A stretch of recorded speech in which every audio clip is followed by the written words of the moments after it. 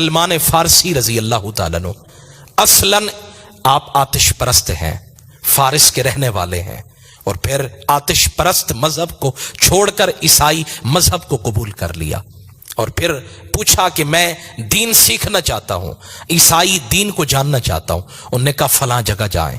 Iraq के शहर Baghdad में चले गए, बगदाद से मूसल में चले गए, और फिर मूसल से नसीबीन में चले गए, वहां से फिर एक और जगह, और फिर आखिरकार उमूरिया एक इलाका था, हजरत सलमान फारसी वहां गए।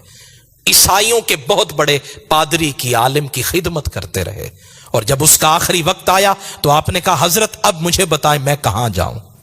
कहा बस एक काम करो, ईसाइयों के मजहब के मुताबिक, मेरी मालूमात के मुताबिक ईसाई दीन के अंदर जानने वाला अब कोई आलिम बाकी नहीं रहा।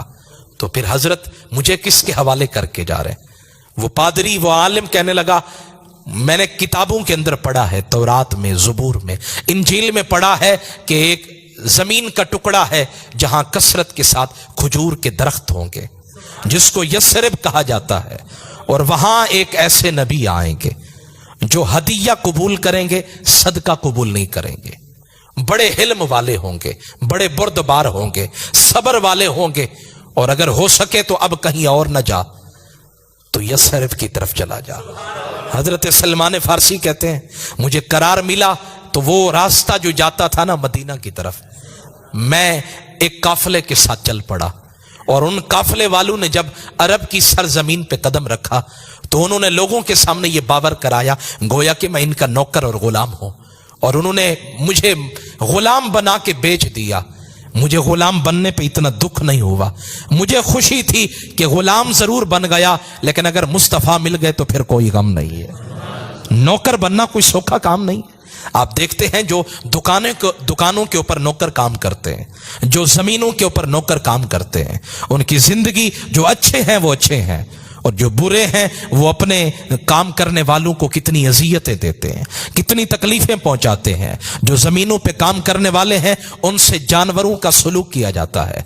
तो कहने लगे मुझे बेचा गया, लेकिन मुझे अपनी बोली लगने पे इतना दुख नहीं हुआ। मैंने कहा गुलाम बन जाऊं लेकिन उनकी गली तक पहुंच जाऊं, उनके शहर तक पहुंच जाऊं। कहते बनु कुरैजा के एक यहूदी ने मुझे खरीद कर लिया, और खरीदने के बाद मैं मदीना में रहने लगा।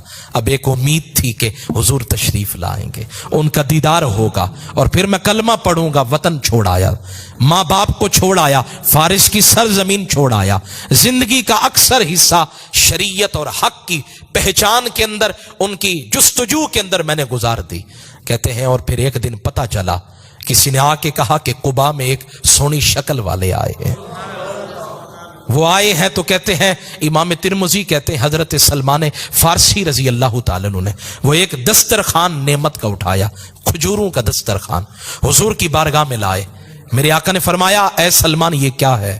अर्ज करते मैंने अर्ज की या रसूल अल्लाह ये सदका की खजूरें हैं, कबूल फरमाए।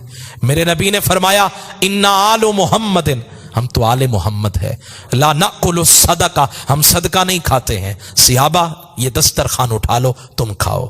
कहते मैं चला गया, फिर अगले दिन फिर आया तो मेरे पास दस्तरखान था और उसमें चंद खजूरें थी। मेरे हुजूर ने फरमाया ये क्या है? मैंने अर्ज की हुजूर ये हदिया की खजूरें हैं। मेरे नबी ने फरमाया सिहाबा दस्तरखान बिछा दो, हम भी तुम्हारे साथ खाएंगे। कहते मेरा दिल खुशी से झूमने लगा। मैंने कहा दो निशानियां पूरी हो गई।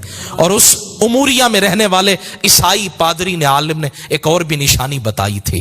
कहते जब तक वो पूरी ना हो जाती मेरे दिल को इत्मीनान कैसे मिलता। वो निशानी थी कि उस सोने नबी की पुश्त के ऊपर मोहर नबुव्वत होगी। कहते फिर मैं एक दफा आया, हुजूर ने अपने बदन नाजिक पर एक चादर ओढ़ रखी है। अब मैं नजरों के किनारों से, गोशे चश्म से बार बार घूर घूर के देखता हूं कि कहीं ऐसा हो, दिल मेरा बार बार कहता है हवा का झोंका आए और फिर ये चादर का ये हिस्सा जो है हुजूर की मोहर से हट जाए ताकि मैं देख पाऊं और जो मुझे शर्त और निशानी बताई गई वो पूरी हो जाए, ताकि अब मैं बिला झिझक अपने नबी का कलमा पढ़ लो।